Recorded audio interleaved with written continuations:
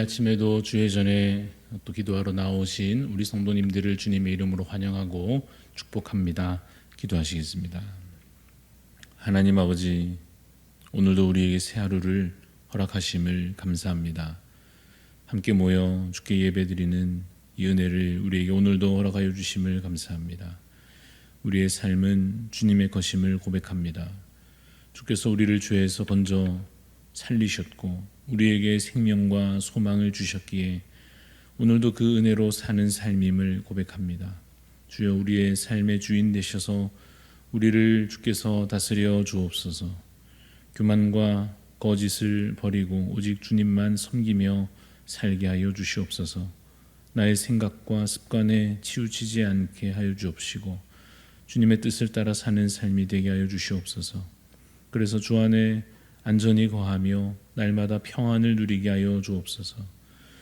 어제 주일 예배에 참석한 VIP들에게 하나님 믿음을 주셔서 예수 그리스도를 구주로 믿고 주 안에서 영생을 얻는 구원의 은총을 허락하여 주시옵소서.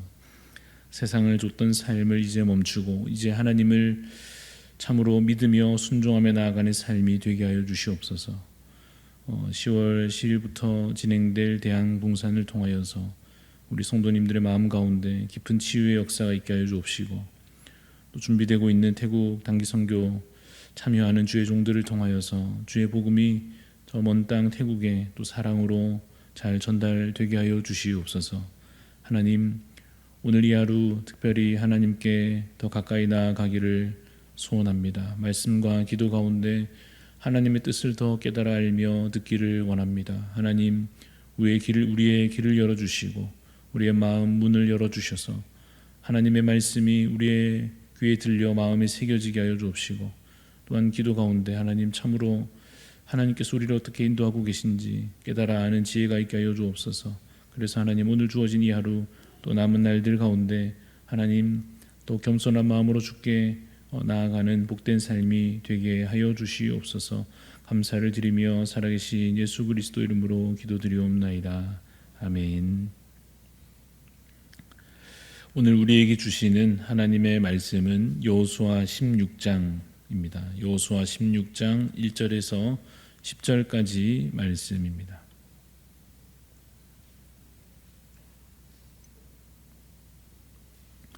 여호수아서 16장 1절에서 10절 말씀 한 절씩 교독하여 읽겠습니다. 요셉 자손이 제비 뽑은 것은 여리고 샘 동쪽 곧 여리고 곁 요단으로부터 광야로 들어가 여리고로부터 베델 산지로 올라가고 베델에서부터 루스로 나아가 아렉 족속의 경계를 지나 아다롯에 이르고 서쪽으로 내려가서 야블레 족속의 경계와 아래 벳호론과 게세레까지 이르고 그 끝은 바다라. 요셉의 자손 므낫세와 에브라임이 그들의 기업을 받았더라. 에브라임 자손이 그들의 가족대로 받은 지역은 이러하니라. 그들의 기업의 경계는 동쪽으로 아다롯 아달에서 윗 벳호론에 이르고 또 서쪽으로 나아가 북쪽 믹므다에 이르고 동쪽으로 돌아 다하나 실로에 이르러 야노아 동쪽을 지나고 야노아에서부터 아다롯과 나아라로 내려가 여리고를 만나서 요단으로 나아가고 또 답부아에서부터 서쪽으로 지나서 가나 시내에 이르나니 그 끝은 바다라. 에브라임 자손의 지파가 그들의 가족대로 받은 기업이 이러하였고 그 외에 므낫세 자손의 기업 중에서 에브라임 자손을 위하여 구분한 모든 성읍과 그 마을들도 있었더라. 그들이 게셀에 거주하는 가나안 족속을 쫓아내지 아니하였으므로 가나안 족속이 오늘까지 에브라임 가운데 거주하며 노역하는 종이 되니라. 아멘. 오늘 말씀의 제목은 잘 감당하는 주의 종입니다. 잘 감당하는 주의 종이라는 제목으로 말씀을 잠시 나누고자 합니다. 오늘 본문 말씀 1절에 요셉 자손이 제비를 뽑았다 이렇게 되어 있는데 이때 요셉 자손은 두 지파를 가리킵니다. 에브라임 지파와 므낫세 지파입니다. 하나님께서 야곱의 아들들 중에서 요셉을 사실상 장자로 삼으셨습니다. 르우벤이 태어난 순서로는 장자였지만 장자의 자격을 그는 상실하였고 요셉이 그 장자의 자격을 사실상 얻었다 이렇게 볼 수 있습니다. 그래서 요셉에게는 다른 형제들과 비교한다면 2배의 몫이 주어지고 있습니다.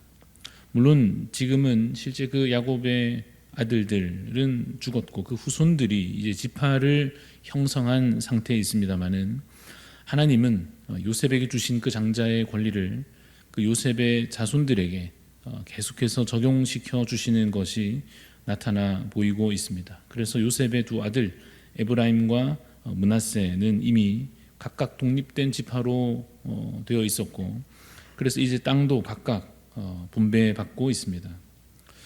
그런데 어느 지파나 마찬가지지만 땅을 분배받는 것은 재산을 얻는 것이기도 하고 또한 사명을 받는 것이기도 합니다. 하나님께서 우리에게 주시는 어떤 몫이라고 하는 것은 가볍게 보자면 그저 나를 위해 주시는 어떤 선물 같고, 그래서 받은 후로는 이제 내 소유가 될 것 같고, 그래서 내가 마음대로 사용하고 누려도 될 것 같은 느낌이 들 수도 있겠습니다. 그래서 그렇게 생각하게 되면 그냥 내 몫을 주실 때 하나님께서 많이 주시면 좋겠고, 그래서 나는 많이 받으면 좋겠고, 이왕이면 남들보다 좀 더 가지면 좋겠다, 이렇게 자신이 받을 몫에 대하여 생각할 수도 있겠습니다. 그러나 그것은, 그렇게 생각하는 것은 하나님께서 주시는 몫을 단순히 나의 소유로만 생각하는 어쩌면 좀 어린 생각이라 할 수 있을 것입니다. 하나님께서 우리에게 무엇인가를 주실 때 우리가 맡겨주신다라는 말을 종종 씁니다. 예를 들어 직분이다라고 하면 하나님께서 우리에게 직분을 주시는 것인데 우리가 맡겨주신다 이렇게 말합니다. 사명도 마찬가지입니다. 사명도 하나님께서 우리에게 맡겨주십니다. 같은 방식으로 재산이나 물질에 대해서도 말해 볼 수 있겠습니다. 재산을 우리에게 맡겨주셨다 이렇게 말하면 그 재산을 이제 어떻게 해야 할 것 같습니까? 잘 사용해야 할 것 같죠. 맡겨주신 것이니까 그렇습니다. 물질도 마찬가지입니다. 사실 그 주신 것들은 우리에게 실제로 맡겨주신 것들입니다. 그렇다면 맡겨주신 것은 그저 내 욕심대로 쓸 수는 없는 것입니다. 그러니까 그냥 단순하게 땅이니까 그저 많이 받으면 좋겠고 주어지는 재산이니까 많을수록 좋지 않겠는가라고 생각하기보다 주어진 그것이, 그 몫이 주어지는 사명이라는 점을 잘 이해할 필요가 있을 것입니다. 여러분, 하나님은 지금도 우리에게 많은 것들을 맡겨주고 계십니다. 분명 누군가에게는 좀 덜 주시는 것 같은데 혹시 여러분에게는 많은 몫을 하나님께서 주셨다면 그 많은 사명을 잘 감당해 내시기를 바랍니다. 가진 그것을 나의 자랑으로 삼기보다 혹은 내 명예나 훈장처럼 여기기보다는 오늘도 내가 힘써 감당하고 또 잘 사용해야 할 나의 몫이고 내게 주어진 사명이라는 사실을 잘 기억하여 행하는 자 되시기를 간절히 소원합니다. 그리고 더 많은 몫을 사모하는 자 되시기를 바랍니다. 그것이 때로 힘든 사명 같아도 귀한 사역에 여러분을 부르시고 또 사용하려 하실 때에 그 주어진 몫을 충성하여 잘 감당하는 주의 일꾼들이 되시기를 바랍니다. 에브라임 자손이 받은 지역에 대해서 오늘 본문은 설명하고 있습니다. 어디에서부터 어디까지다 이렇게 여러 지명을 통하여서 본문에서 기록하여 보여주고 있습니다.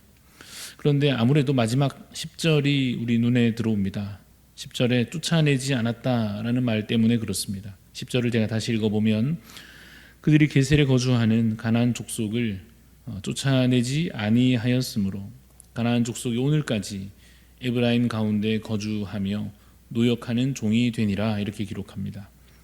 당시 상황이 정확히 어땠는지는 알 수 없습니다. 그래서 그것이 어떤 의도였는지, 왜 그들을 이스라엘 백성들이 쫓아내지 않았는지도 사실 명확하지는 않습니다.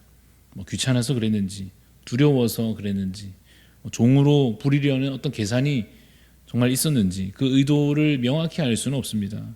그러나 결과는 보입니다. 그 가나안 족속을 쫓아내지 않았고 그래서 그들이 계속 그들과 이스라엘 백성과 같이 거주하게 되었다 하는 것입니다. 주어진 명령과 일치하지 않는 결과가 나온 것입니다. 주어진 명령은 그 땅의 족속을 다 멸하라는 것이었습니다. 그러나 그 명령이 정확하게 이행되지 않았습니다. 보통 이렇게 뭘 시켰는데 제대로 못 해낸 경우에 그 일을 맡은 사람, 받은 사람, 이 아랫사람의 입장에서는 주로 변명하게 되죠. 그리고 그 변명에는 그럴듯한 이유가 섞일 때가 많습니다. 그래서 만약 주님께서 그들에게 야 너희들 왜 다 멸하지 않았느냐라고 물으셨다면 그들이 아마도 이렇게 변명하였을 것 같습니다. 그때 이러이러해서 전쟁이 좀 어려웠고 그래서 그때 또 참 우리 형편이 좀 그랬었고 그래서 이것저것 고려해 보니까 전쟁을 좀 미루게 됐고 좀 미루다 보니까 그렇게 지내다 보니까 그들을 다 죽이는 것보다는 좀 살려둬서 종으로 삼으면 오히려 더 좋을 수 있겠다는 생각이 들었고 그래서 하나님의 뜻이 이럴 수도 있겠구나라는 생각이 들었다 하는 식으로 변명하지 않았을까 싶습니다. 그런데 사실 여러분 하나님의 명령은 때로 명확할 때가 많습니다. 하라, 하지 말라 하실 때가 많습니다. 그래서 사실은 전혀 복잡할 것이 없고 하라 하신 것은 하면 되고 하라 하지 말라 하신 것은 안 하면 되는 아주 단순한 문제일 때가 오히려 많습니다. 여러분은 어떠십니까? 하나님의 그 명확한 명령 앞에 그대로 순종하는 편이십니까? 아니면 변명하면서 상황을 좀 더 복잡하게 만드는 편이십니까? 하나님의 말씀이 명확하게 들릴 때에 그야말로 단순하고 분명하게 순종하는 자 되시기를 바랍니다. 그러려면 우리의 마음에 보통 결단이 좀 필요할 것입니다. 왜냐하면 내 마음은 복잡하고 상황은 별로 여의치 않고 그렇게 순종이 쉽지 않을 때에 그래도 순종을 해야 할 때 우리의 마음에 결단이 필요할 것입니다. 용기가 필요하고 또 때로 담대함이 필요할 겁니다. 여호수아가 그 갈렙이 행하였던 것을 모델을 삼아서 잘 우리가 보고 참고하여서 그들처럼 담대히 결단하고 행하는 자 될 수 있기를 바랍니다.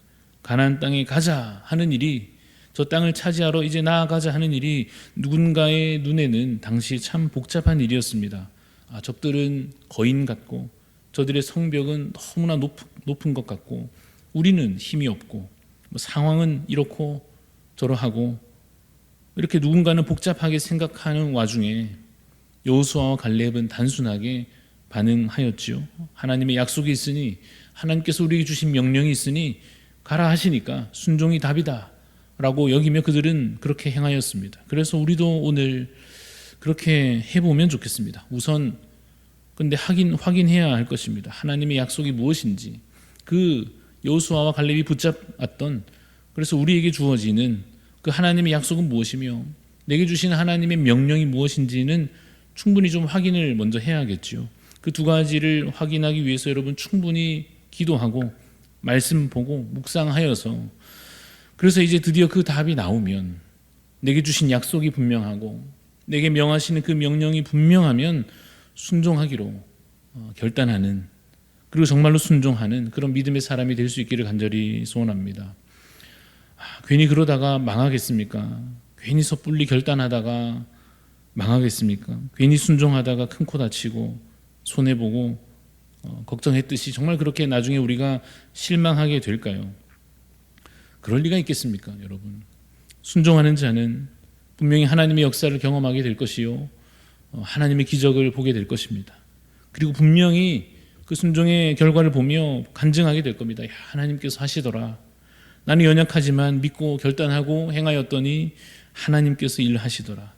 이러한 간증의 주인공들이 되실 수 있도록 먼저는 하나님의 약속과 주시는 명령을 확인하시고 답이 나오면 주의 뜻을 따라 담대히 행하는 그런 믿음의 용사들이 되시기를 주님의 이름으로 축원합니다.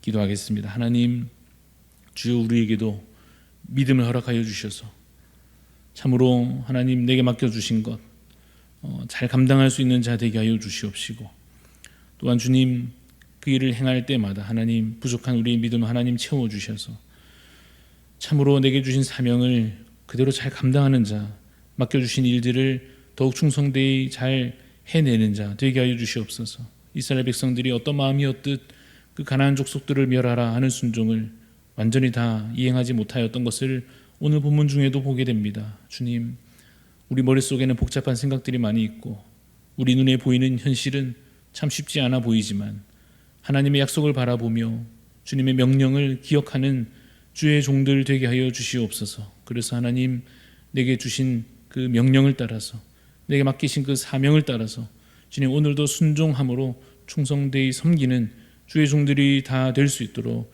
주님, 우리에게 은혜 더하여 주시옵소서.